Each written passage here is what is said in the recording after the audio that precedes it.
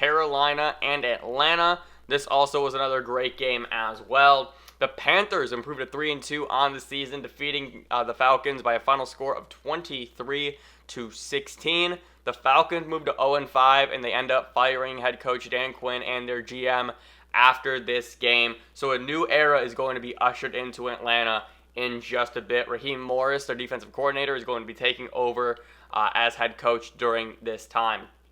But the Panthers, Teddy Bridgewater, Bridgewater is here now, and I'm going to talk about him in just a moment as well. But Teddy Two Gloves, 27 of 37, 313 yards, and 2 touchdowns. Mike Davis continues to roll in absence of Christian McCaffrey. 16 carries, also caught 9 of 10 targets for 149 total yards and 1 touchdown. DJ Moore, the revival game was here. He had a great touchdown run, 4 of 5 targets for 93 yards and a score. And Robby Anderson continues to produce at a high level, catching 8 of his 13 targets for 112 yards. And Teddy Bridgewater is just cooking right now. You know, early on in the season, the only thing that was holding him back was the fact that he wasn't able to find his way into the end zone, and that this is a team that really did struggle in that part of the field. But in the past 3 games, Bridgewater has 6 total touchdowns, and he is absolutely cooking. And this was the thing that I expected Bridgewater to do coming into this season, so it's finally happening, and I'm really excited about that. Moving over to the Falcons, Matt Ryan had a really bad down game this week, completing 21 of 37 pass attempts for 226 yards, and an interception. Todd Gurley continues to get it done, and I'm going to talk about him in just a moment as well. Gurley, 14 carries, 121 yards, caught 4 or 5 passes for an additional 29 yards, and he also got into the end zone as well. And Calvin Ridley continues to ball out this season, catching 8 passes on 10 targets for 136 yards. Julio Jones did not play in this game due to a hamstring injury. All right, let's go. I want to talk about Bridgewater. The numbers admittedly still aren't there. And what I mean by that is like the fantasy point totals, right? In a game like this where he was, again, throwing the ball 35, 37 times, completing 27 passes, he still manages to only finish with around 21 fantasy points. And it's very, very bizarre because these are games where he should be able to continue to produce. He's obviously has the weapons to do so, checking down to Mike Davis or Christian McCaffrey, DJ Moore, Robby Anderson. Curtis Samuel even has stepped up a lot this game, and I thought he played pretty well. So to see this happen, I'm just waiting. I don't know. It's very, very weird, right? Because 21 fantasy points is still great. For whatever reason, I expect more out of him. And I think it really is just the fact that the way that this offense is structured around him, he should easily be able to be a guy who gives you 23 consistently, right? So I'm fine with Bridgewater for the rest of the year. That's my long-winded way of saying that. You look at the upcoming games. He's got Chicago, New Orleans, Atlanta again, Kansas City, Baltimore, Detroit, Minnesota, a bye week. Holy shit. Bridgewater is going to cook. It's going to be nice. It's going to be great. We saw DJ Moore have a great bounce back game, like I said, with him. If he couldn't get it done this week, that's when I would finally hit the panic button on him. So to see DJ Moore come through and have a sign of life, I know that gave a lot of fantasy managers a sigh of relief. Robby Anderson continues to do his thing, and Christian McCaffrey should be back.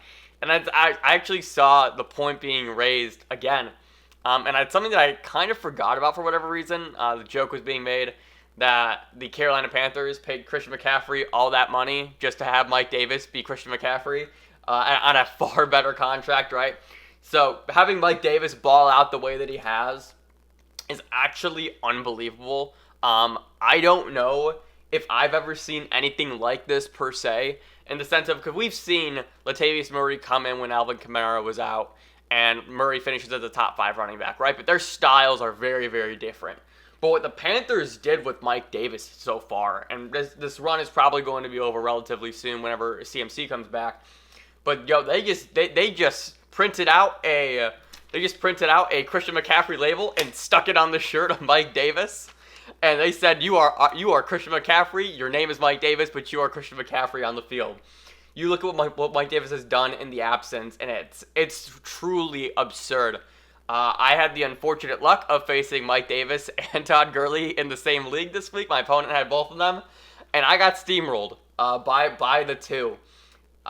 Mike Davis, as of right now, is currently running back 6, and he did not play the first 2 weeks of the season. It is truly...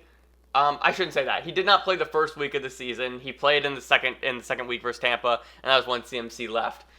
So he basically played 4.5 weeks, and he is running back 6 on the year. It's truly remarkable what the Panthers offense has done without CMC and utilizing Mike Davis in a way that is truly remarkable. I love the Panthers going forward. I've talked about this before. They are my favorite team. I got my hoodie over there. So this is like to see these things happen, especially for fantasy relevance.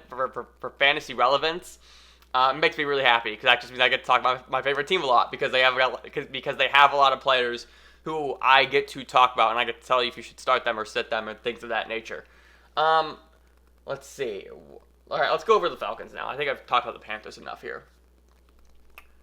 Matt Ryan, we are in an interesting point with him where he has now given you 3 trash games in a row. And that is very bizarre. Obviously, Julio being out is a big part of that. But even still, he's had Calvin Ridley. He's had Hayden Hurst, who unfortunately we have to talk about, R.I.P. Russell Gage. And so he these weapons he still has. And for whatever reason, Ryan just hasn't been able to get it done. I know that there is this... I know that there is a trend with Ryan going over through... Can I look at this? Yes, there we go. There's a trend with Matt Ryan where he'll have one really great fantasy season and the next one's a down year, and then it goes back up and the next one's a down. But even that being said, he's actually, this was supposed to be the up year for him. I dropped my pen. This was supposed to be the up year for him, and it just hasn't happened. Obviously, he had the 2 really great games to kick off the season versus Atlanta and Dallas, but since then, and these numbers are actually a bit inflated, by about 2 or 3 points based upon my own league scoring, so just take that into consideration here. 13 points, 15, and 8, so he has not been good. And in the quarterback position where you know you're facing teams who are going to put up 25 at that position, you can't afford to have dud games like that. I have a lot of concerns for Matt Ryan going forward. But a player who I do not have concerns about going forward, there's 2 of them. It's Todd Gurley and it's Calvin Ridley. I'm going to smash these 2 together. Calvin Ridley, it's pretty simple. He is the wide receiver 1 on this team as currently stands. I do not care about Julio Jones. That is something that I got wrong this offseason. There was obviously a ton of buzz about Ridley this year, and I said that I think I had Ridley coming in as my wide receiver 14 or 15 for the year, and I really did feel like we were gassing up Calvin Ridley too much. But, he's come through. He's produced at extremely high levels, extremely consistent. Even this week versus Carolina, the whole first half, he was an absolute dud. Even a dud for the majority of the third quarter, and absolutely turned it up during the last 20 minutes of this game. And he came through with a great performance yet again for you. But I want to talk about Todd Gurley. I talked about Gurley, I think, in my game preview for this game. And I was basically saying you need to keep Todd Gurley. There is a lot of chatter about Gurley and what you should do with him. And if you can sell high and you can get a great value in return, I guess do it. But here's the thing that you need to understand, and that's Todd Gurley's schedule before the bye week. He plays Minnesota next week. He then plays Detroit, Carolina again, and then Denver. And Denver's run defense is fine. It is what it is, but still, they're beatable in that way. He has another set of 3 great matchups. At 3, maybe 4, right? I'm really excited for Gurley going forward. He's a guy who he's just been able to consistently find his way into the end zone. Again, this offense still, even despite Matt Ryan's struggles on paper, they still move the ball at a good enough rate to get those end zone and inside the 5 opportunities for Gurley, and he was running effectively really well yesterday against the bad Carolina Panthers defense, and he faces them again in just 3 weeks. The other bright side for me in this game was that he was actually involved in the passing game, and that's something that I really want to see going forward with this new coaching change. I hope that they get him more involved. For the first time since week 1, he had 5 targets in this game, so I'm really encouraged by that. That was one thing I felt like was holding him back. But he's here. Even if he is still seeing only 57% of the snaps, which just, he's producing at a monster level, and he is still talented enough to get it done. I'm in on Gurley for a minimum the next 3 or 4 weeks. And then after that, the schedule gets a little bit rocky, but he actually does face the Raiders in Week 12, and we know what running backs do to them. And then finally, we need to talk about Hayden Hurst, and it's official. Hayden Hurst is 400% droppable. It's done. The experiment is over. It's not worth it any longer. From what we've seen from Hayden Hurst, it's been abysmal. It's been 6 points, 7 points, and 1.1. There was also even a 5.3 game thrown in there. The only game that really saved him was that 5 for 72 in one game versus Dallas, where he did catch that long touchdown in the second quarter. It just hasn't been good. It just hasn't been good for Hayden Hurst. And actually, the only reason why he actually put up that 6.6 game versus Chicago is because he had that 1 yard touchdown, which obviously inflated his overall production. As currently stands, I'm not thrilled about Hayden Hurst. I do think he's droppable. It obviously depends on who is on your tight end waiver wire.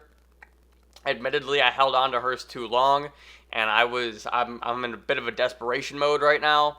So we'll see what happens there. I'll probably give you guys an update or just give some names throughout the week who you can consider. But at this point, Hayden Hurst, it seems like bust is written all over him. And that makes me sad because he was a guy who I hyped up a lot this offseason.